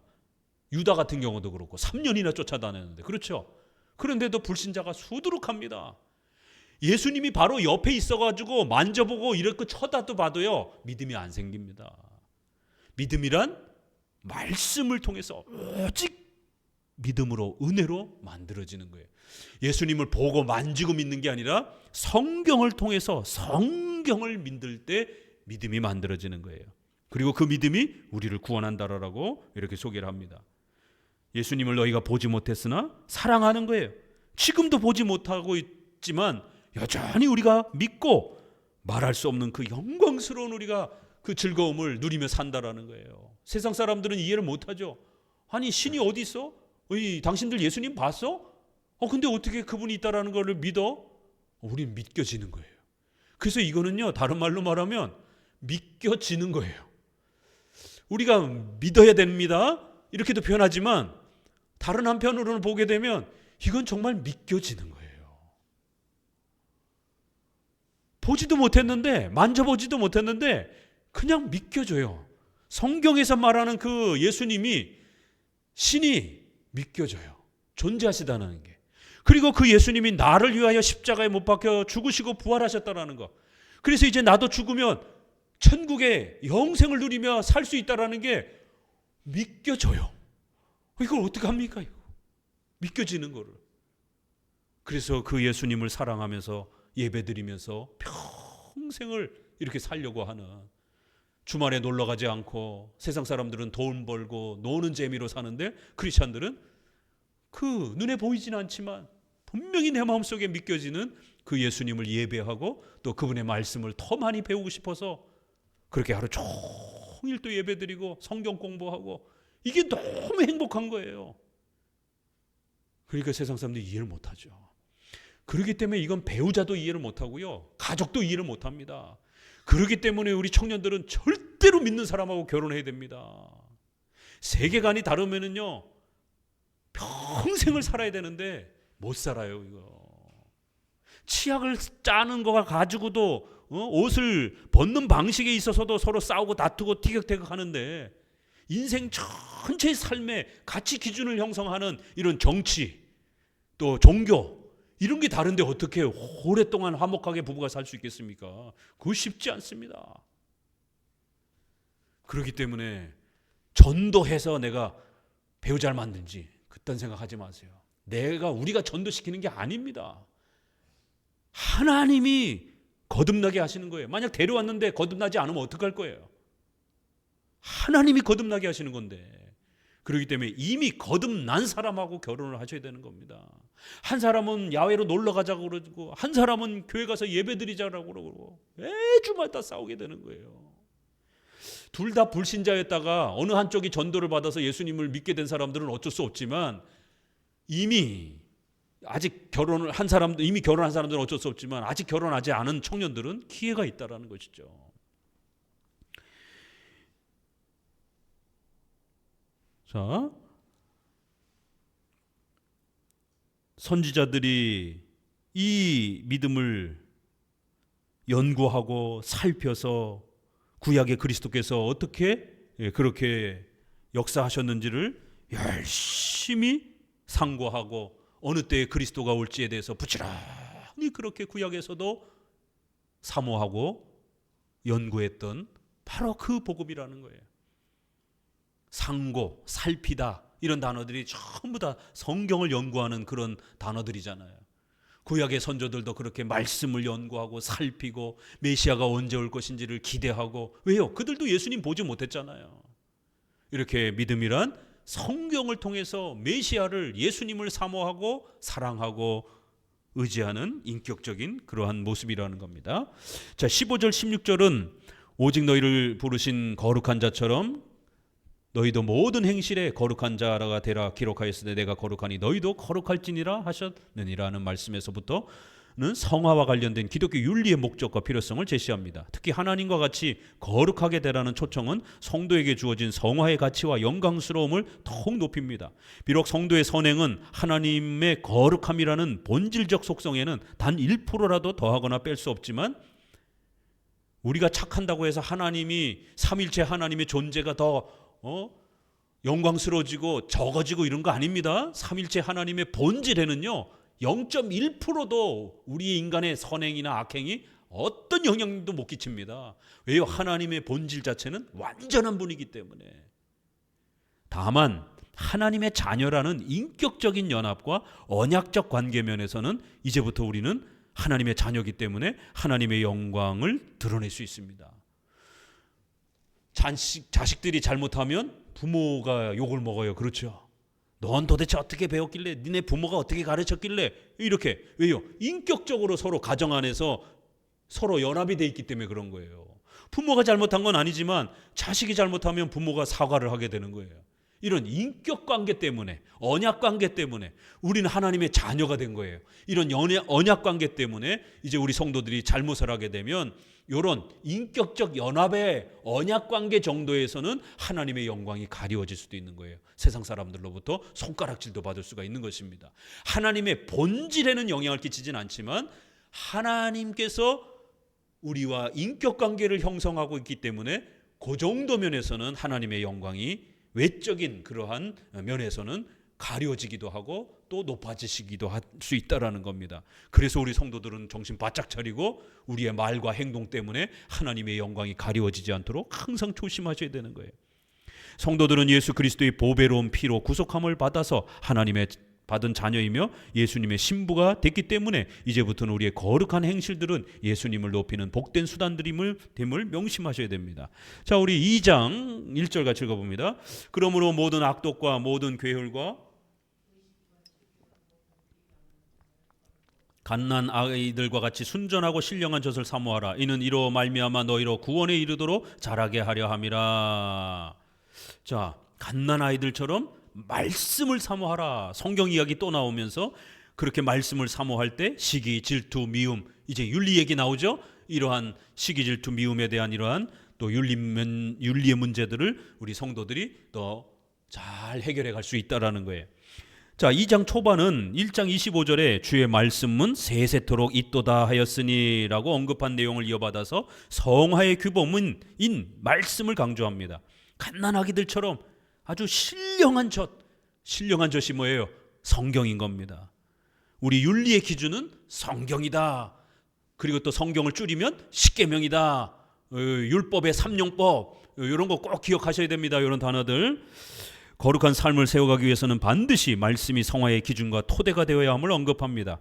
개혁주의가 성화를 강조하기 위해서 설명하는 율법의 삼용법 교리가 본문에서는 이런 형태로 소개가 됩니다. 여기서 말하는 말씀은 십계명을 뜻하는 것이며 십계명적 성화의 삶은 2장 13절부터 본격적으로 제시가 됩니다. 십계명을 토대로 하는 성화적 삶을 본격적으로 설명하기에 앞서서 2장은 1장에서 강조했던 성화의 목적과 필요성을 재차 강조합니다. 한 번 더 강조해요. 우리 크리스천들에게 성화가 얼마나 중요한지. 중생과 칭의의 은혜를 받은 자들은 반드시 성화의 열매를 맺어야 합니다. 성화는 구원의 조건은 아니지만 구원의 열매적 성격을 갖습니다. 너희도 산돌같이 신령한 집으로 세워지고 2장 5절에 아주 놀라운 표현이 나옵니다.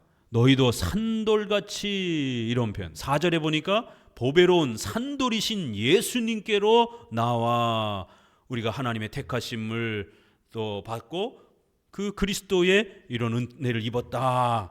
그러니까 5절 너희도 산돌이신 예수님같이 거룩한 성도로 세워져 가야 된다라는 거예요. 자, 우리 앞부분에 1장 15절 그 16절에 뭐라고 나왔어요? 어마어마한 표현입니다. 하나님처럼 거룩하라. 내가 거룩하니 너희도 거룩하라. 내가 거룩하니 하나님의 자녀들도 거룩해야 된다. 이렇게 표현했잖아요. 하나님처럼 거룩하라는 거예요. 우리 성도들이. 어마어마한 표현입니다. 우리가 감히 어떻게 하나님처럼 거룩할 수 있겠습니까? 그런데 그런 삶으로 우리를 초대하는 거예요. 비록 완벽하진 못하지만 적어도 우리 신자들은 하나님처럼 살아야 된다는 거예요. 하나님처럼 말하고 하나님처럼 행동하고 하나님처럼 그렇게 품 있게 살아야 된다는 거예요. 하나님처럼 거룩하라는 거예요. 그런데 2장에 와서는 예수님처럼 거룩하라는 거예요. 이렇게 어마어마한 성화적 중요성을 말하는 겁니다. 예수님처럼 거룩해져야 한다고 다시 한번 외칩니다. 이 거룩한 신분과 사명의 요청은 같이 읽습니다. 2장 9절, 유명한 구절이죠. 오직 너희는 택하신 족속이여 왕 같은 이는 너희를 어두운 데서 불러내어 그의 기이한 빛에 들어가게 하신 자의 아름다운 덕을 선전하게 하려 하심이라. 표현에서 절정을 이룹니다. 왜 우리가 이렇게 살아야 되는가? 왜 우리 성도들은 세상 사람들은 다 욕하면서 험담하고 이러는데 왜 크리스찬들은 욕하면 안 됩니까? 뒤에서 험담하면 안 됩니까? 우리는 거룩하게 살아야 되기 때문에, 하나님처럼 예수님처럼 살아야 되기 때문에 우리의 말과 선한 삶이 하나님의 영광을 드러내고 전도의 수단으로 세워져 가고 교회를 세우는 하나하나의 소중한 또 벽돌이 되기 때문에 그런 겁니다. 교인들이 모여가지고 맨날 육두문자 쓰면서 욕하고 거짓말하고 험담하고 조롱하고 이래 보세요. 새신자가 왔다가 그냥 도망가 버립니다. 그렇죠, 그죠? 예, 교회가 세워지는 힘이요, 또 전도의 또 수단이 되기도 하고 하나님의 영광을 드러내는 그런 언어 생활을 해야 됩니다. 그런 품이 있는 행동을 하셔야 되는 거예요. 약속하셨으면 반드시 약속을 지키셔야 되는 거고,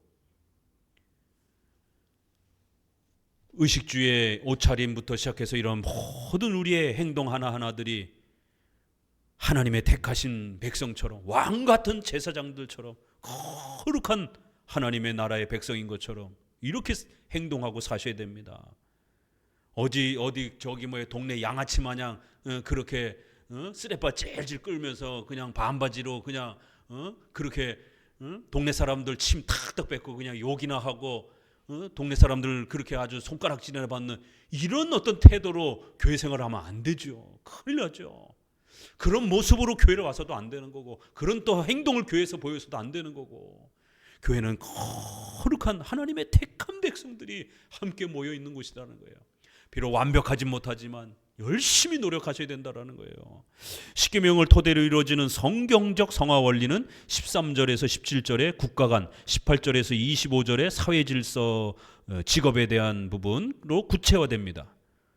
보세요. 국가 얘기 나오잖아요. 정치 얘기 나오잖아요. 직장 얘기 나오잖아요. 자, 2장 13절을 읽어봅니다. 인간에 세운 모든 제도를 주를 위하여 순복하되는 이 말씀은 로마서 13장 1절, 모든 권세는 다 하나님의 정하신 바라는 말씀과 더불어 성경적 국가관을 제시하는 신약 성경의 핵심 구절입니다. 국가는 교회와 더불어 하나님께서 자신의 영광을 드러내기 위해서 사용하시는 수단입니다. 따라서 성도들은 교인이면서도 시민이기에 주를 위하여 국가제도에 순종해야 합니다. 하나님은 국가를 사용하여 범죄자들을 처벌하고 악을 억제하십니다. 교회가 신앙을 유지 및 보존하는 수단이라면 국가는 성도들의 생명과 재산을 유지 및 보존하는 하나님의 도구이며 수단입니다. 본문은 하나님을 두려워하며 왕을 공경하라고 이제 그렇게 결론을 맺습니다. 가이사의 것은 가이사에게, 하나님의 것은 하나님께 바치라는 마태복음 22장 21절 예수님의 명령처럼 국가와 교회를 구별하는 정교 구별의 원칙을 제시하고 있는 겁니다. 아주 독특한 표현이죠. 하나님을 두려워하고 왕을 공경하라는 거예요. 하나님처럼 왕을 두려워하고 공경하라는 거예요. 같은 레벨에 두고 표현을 하잖아요. 가이사의 것이 있고 하나님의 것이 있다라는 거예요. 그렇기 때문에 하나님 것만 생각하지 말고 가이사의 소유도 있다라는 겁니다. 그래서 우리가 책임과 의무를 다하면서 가이사에게 바쳐야 될 그런 복종과 순종을 국가 위정자에게 바쳐야 되는 부분을 반드시 해야 되는 겁니다. 하나님께 바쳐야 될 순종과 복종의 의무가 있는 것처럼 이거를 이원론으로 분리시킬 수 없다라는 겁니다. 이번 정치 사태를 통해서 많은 분들이 중도에 있다라고 하는 분들이 슬로건이 목사나 교회는 정치에 참여하면 안 된다라고, 정치 발언하면 안 된다라고. 이러한 인식은요, 영지주의자들의 세계관이었습니다. 중세의 수도원주의자들이 부르짖었던 겁니다. 종교개혁 시대 때 제세례파들이 주장했던 거예요. 그들의 슐라트하임이라는 신조의 그 신조 고백에 나와 있습니다. 제네바 신조, 우리 제네바 교리문답, 루터의 대소유리문답, 정치 얘기 다 나옵니다. 우리 신조에 국가론이 다 들어가 있습니다. 웨스트민스터, 베일직, 제2 스위스 신조, 모든 신조에 국가론이 다 들어가 있습니다. 국가 정치에 어떻게 참여해야 되는지. 정치 얘기하지 말라고요? 그건 비성경적인 정치관입니다. 제세례파는 종교개혁자들에 의해서 이단으로 정죄받았습니다. 루터와 칼빈이, 쯔빙글리가 귀족들과 왕과 연결되어서 왕들이 순종하고 하나님의 말씀에 잘 순종하니까 칭찬하고 격려하고 복을 선언해 주는 거예요. 또 교회를 핍박하려고 하니까 강력하게 또 정치적 발언을 하면서 정치적 저항을 하는 거예요.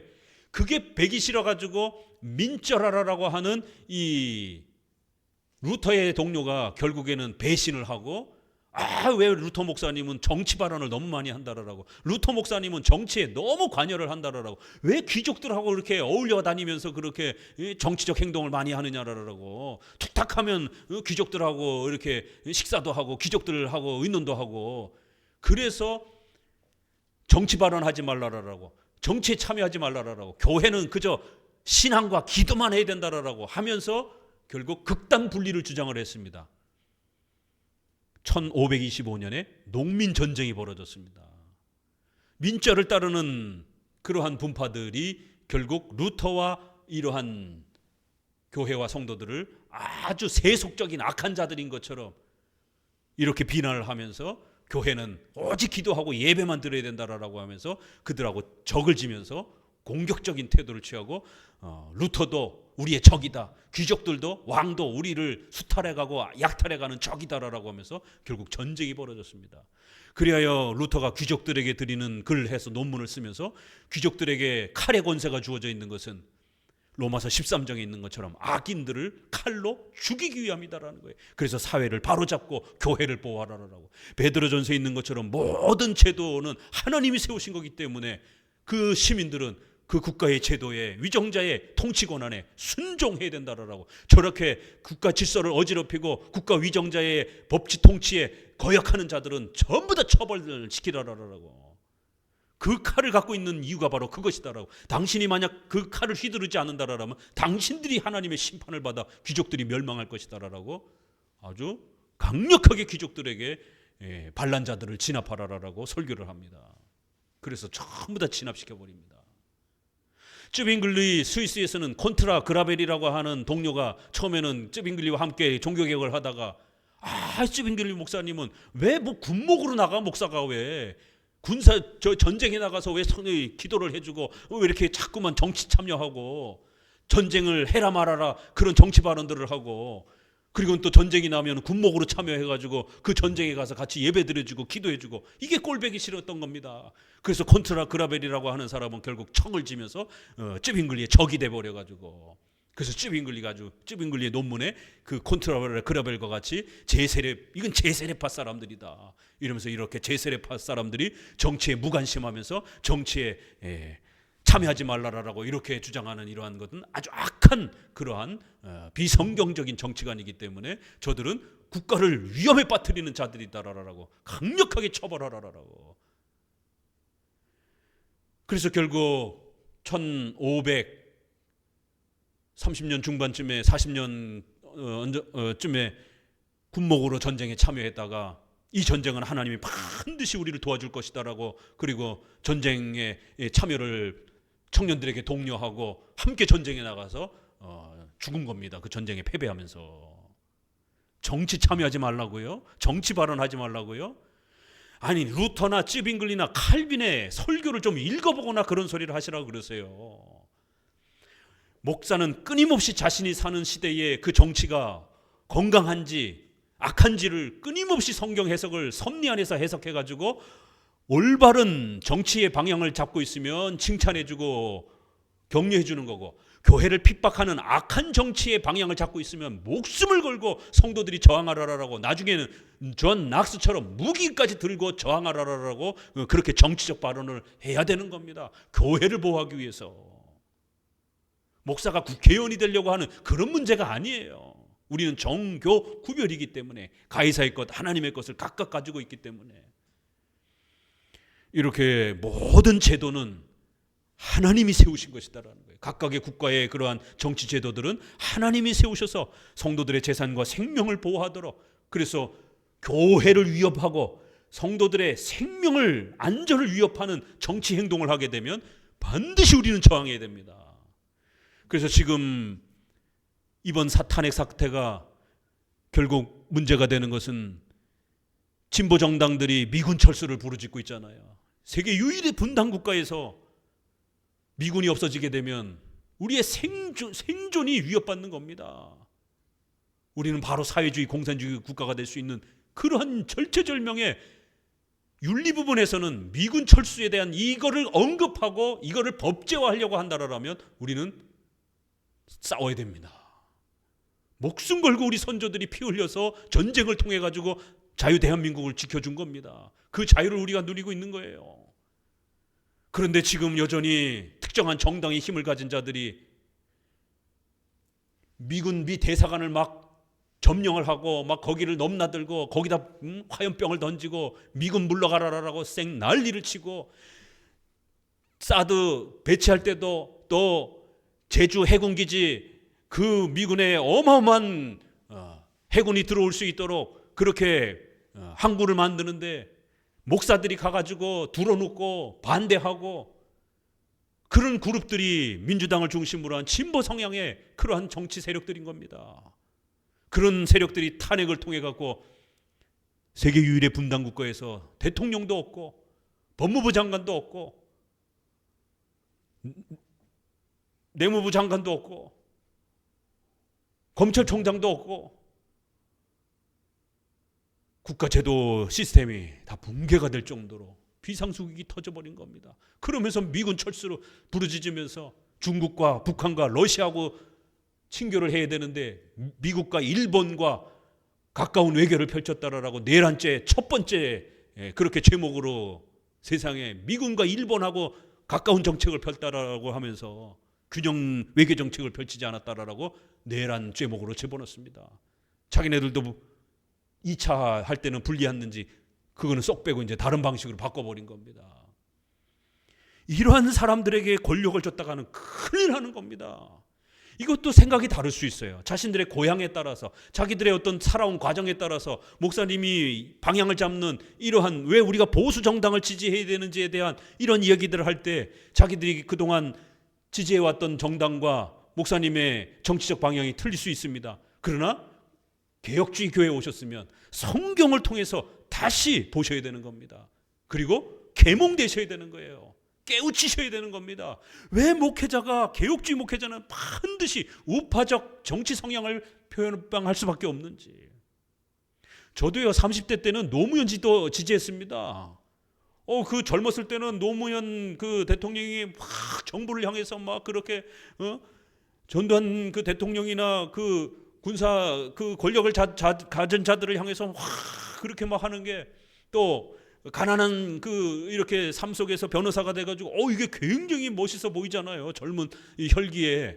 그래서 저도 노무현 지지했습니다. 저도. 그리고 대통령 선거할 때도 노무현 뽑기도 했고.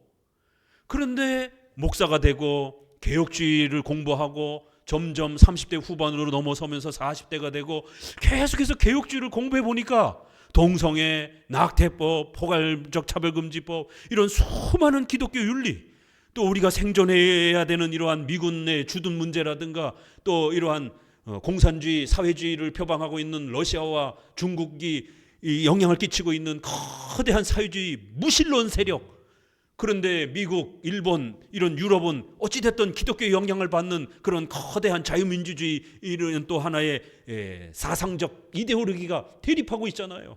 그러면 당연히 크리스찬들은 어느 쪽을 선택해야 되는가? 무신론을 추구하는 사회주의 사람들하고 더 가까워야 됩니까? 아니면 교회의 자유를 보호해주는 자유민주주의 공화국을 추구해야 됩니까? 저도 바뀌었어요. 저도 전환길입니다.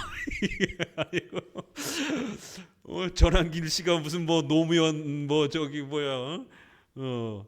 회원이었다고 그러는데, 저도 30대 때 그렇게 노무현이 굉장히 멋있어 보여가지고 그 노무현 대통령을 뽑기도 하고 그랬었는데, 결국 개혁주의를 공부하면서 진보 정당을 지지할 수 없다. 우리 한국 현실에서는 기독교인이라면 이건 안 된다.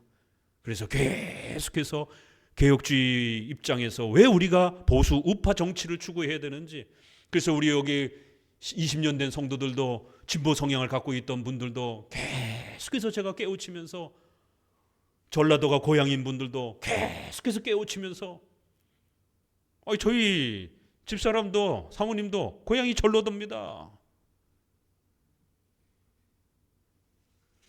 계속해서 깨우치면서 우리가 함께 왜 보수적 성향으로 갈 수밖에 없는지. 저는 정치적인 어떤 편향은 없었어요. 저는 강원도 사람이기 때문에. 강원도 사람하고 충청도 사람만이 정치적 중립에 있습니다. 저는 고향이 강원도 사람이기 때문에 이런 정치적 어떤 그런 휘말림 속에 이렇게 살아본 적이 없어서 왜 굳이 보수 진보로 나눠져서 싸워야 되는지 이해할 수 없는, 그렇지만 이제 커가면서 목회자가 돼서 개혁지 신학을 해보니까 우리는 교회와 국가라고 하는, 신앙과 윤리라고 하는 두 개의 삶을 갖고 산단 말이에요. 그런데 어떻게 정치를 벗어나서 살 수가 있습니까? 우리가 사는 삶의 울타리인데. 그렇기 때문에 우리가 사는 삶의 울타리가 파괴되고 망가지게 되면 그 영향을 그대로 받는 거예요. 자유민주주의 국가가 무너지게 되면 홍콩처럼 사회주의 국가로 바로 바뀌어지게 되는 거고, 그러면 교회는 예배드릴 수 없는 심각한 사태가 벌어지는 겁니다. 만약 이번 대통령 탄핵 사건이 통과가 되게 되면 대한민국은 절체절명의 위기에 빠집니다. 일반인들은 잘 몰라요. 그래서 성각자적 역할을 하는 리더들이 깨우는 겁니다. 그런 거를 계몽을 시키는 거예요. 일반 국민들을 향해서. 우리 성도들도 마찬가지로 목사님만큼 생각하지는 않잖아요. 목사님만큼 성경과 섭리의 이런 여러 형편들을 통찰력 있게 꿰뚫어 보지는 못하는 거예요. 그러면 목사님이 왜 저렇게 말하는 거에 대해서 고민하고 듣고 숙고하고, 나는 이렇게 생각하는데, 계속해서 말씀을 울거내는, 삭혀내는 그런 그 작업들을 하셔야 되는 겁니다. 목사님은 우파고 나는 중도인데, 나는 좌파인데, 나 이게 못 다니겠다, 이렇게 대립할 문제가 아니라는 겁니다. 이건 하나님의 뜻에 대한 문제이기 때문에. 결국 어떤 정치 영역을 선택하느냐에 따라 과거 역사도 보게 되면 그 정부가 바뀌면서 싹 다 죽었습니다. 반대파 세력들은. 어떤 정부와 어떤 정치적 방향을 향해 갈지 목회자도 선택하고 성도들을 이리로 가야 된다라고 방향을 잡아줘야 되는 거예요. 모든 제도는 주를 위하여 순복하라는 거예요. 바르게 가면, 합법적이면. 그러나 불법적이면 목숨을 걸고 저항하라는 반대 내용도 성경에는 항상 함께 포함이 되는 겁니다. 18절부터는 직업과 관련된 사회 질서를 제시합니다. 이것은 10계명 중 5계명과 8계명에 해당이 됩니다. 죄에서 자유롭게 되는 구원은 국가와 사회의 모든 질서에서 해방되는 무질서적 자유가 아닙니다. 각 나라의 사회적 질서는 일반 은총으로서 여전히 존중됩니다. 따라서 성도들은 국가의 제도와 법, 사회 질서와 관습이 성경에 명백하게 위배되지 않는다면 그 질서를 지켜야 합니다. 본문은 관용하는 자들에게만 아니라 또한 까다로운 자들에게도 그리하라. 애매히 고난을 받아도 하나님을 생각함으로 슬픔을 참으면 이는 아름다우나라고 권면하여 섭리적 적용을 강조하였습니다. 섭리적 적용이란 사회 질서의 다양한 형편과 상하 관계는 우연히 발생하는 것이 아니라 하나님의 섭리적 계획 속에서 진행되는 것이기 때문에 다소 불편하고 억울한 상황이 발생해도 하나님의 다스림을 생각하면서 인내하며 살아야 한다는 기독교의 윤리입니다. 이거는 직장에 대한 문제이지만 국가도 같이 연결이 되는 거예요. 국가 위정자가 좀 까다롭고, 또 때로는 우리가 종교가 달라도 상관없어요. 직장의 오너가, 사장님이 나랑 종교가 달라도 상관없어요. 월급만 잘 주면 되는 겁니다. 국가의 위정자도 기독교인이 아니어도 괜찮아요. 그 사람이 미신에 빠져 있고 미신적인 그런 생활을 많이 해도 괜찮아요. 왜요? 목사가 아니기 때문에. 그분은 나라를만 잘 안정적으로 자유대한민국, 자유민주주의 공화국 질서체제 아래서 잘 다스려주면 되는 거예요. 그런데 기독교인인 척하고 기독교인이 돼가지고 사회주의로 바뀌어버리면은 이건 더 큰 문제인 겁니다. 그래서 종교개혁 시대 때도 국가위정자가 카톨릭인 사람도 있고 또 무교인 사람도 있고 다양합니다. 미신에 빠져 있는 사람인 경우도 있고 상관없어요. 국가만 잘 통치하면 되는 겁니다. 그런데 저쪽에서 항상 어떻게 크리스찬들이 미신에 빠져 있는 대통령을 옹호할 수가 있느냐라고. 아니, 교회 목사 뽑습니까? 장로 뽑습니까? 대통령을 뽑는 겁니다. 국가를 잘 안정시키면 되는 거예요. 아니, 사장을 뽑는데 신앙을 보고 뽑습니까? 회사를 잘 운영해서 빚지지 않고 직원들에게 월급을 줄 수 있느냐, 그 실력을 갖고 있는가를 봐야지요. 그러면 그 왕이, 그 사장이 좀 까다로워요. 성질이 좀 못됐어요. 그래도 만약 여러분 일반 회사보다 연봉 3배 준다라면 여러분 갈 거야, 안 갈 거야? 당장 가죠. 연봉 10배 준다라면 보따리 싸들고 가죠. 성질이 좀 개떡 같고 좀 아주 드세고 나긋나지 않아도 자, 성격은 아주 부드러워요. 성격은 아주 너무 좋아요. 근데 월급을 잘 안 줘. 어떡할 거예요? 직장과 국가의 선택은 다르다라는 겁니다. 그건 일반 계시 차원에서 선택해야 될 문제라는 거예요. 그래서 까다롭고 또 성격이 어떻고 또 이런 거 그걸 가지고 기준으로 잡는 게 아니라는 거예요. 하나님의 섭리 속에서 우리의 사장과 왕이 좀 더 내가 좀 원하는 그런 성격이 아니어도 왕은 통치를 잘하면 되는 거고 사장은 월급을 잘 주면 되는 것이고 교회는 목사님은 성경을 잘 가르치면 되는 거예요. 목사님이 교리는 잘 가르치는데 윤리면에 있어서 저랑 조금 부딪힙니다. 이러면 이게 갈 이유가 됩니까? 안 됩니까? 그러면 부부지간에도 싸우는데 어느 목사님이 자기랑 윤리가 가장 잘 맞겠습니까? 세상에 그런 목사는 없습니다. 부부지간에도 성격과 습관이 달라서 티격태격 싸울 때 그럼 헤어질 겁니까? 아니죠. 서로가 맞춰가는 훈련을 해야 되는 거예요. 사랑하니까. 왜요? 목사님과 성도들이 밥 먹는 스타일, 옷 입는 스타일, 말하는 스타일 서로 다 달라요. 그래도 교리를 잘 가르치잖아요. 개혁주의의 교리에 기초에 서서 성경을 잘 가르치면 계셔야 되는 겁니다. 목사님이 약간 거칠게 말하는 베드로 스타일도 있는 거고 온화하게 말하는 요한 스타일도 있는 거고 그러나 거꾸로 보게 되면 베드로는 너무 성격이 급해요. 요한교회 성도들이 볼 때는 얼마나 베드로가 불안합니까? 뭐 툭탁하면 막 무리로 건너간다고 그러고 툭탁하면 칼 빼들고 막 휘들고 막 요한은 얼마나 나긋나긋하고 온유합니까? 그런데 베드로 교회 성도가 요한 보게 되면 답답해서 죽을 것 같아요. 뜨뜻미지근하고 그냥 맨날 그냥 뭐 나서지도 않고 그냥 뭐 각자 역할이 있는 겁니다. 그게 이유가 돼가지고 나하고 목사님하고 안 맞는 것 같아 이러면 안 되는 겁니다. 목사님이 조금 성격이 까칠해도 목사님이 이렇게 조금 까탈스러워도 주님을 생각하면서 사장님이 까탈스러워도 대통령이 좀 까탈스러워도 주님을 생각하면서 참고 인내하면서 그 질서를 잘 지켜가면 하나님이 복을 주신다라는 거예요. 이게 기독교윤리다라고 이렇게 마칩니다. 기도합니다. 하나님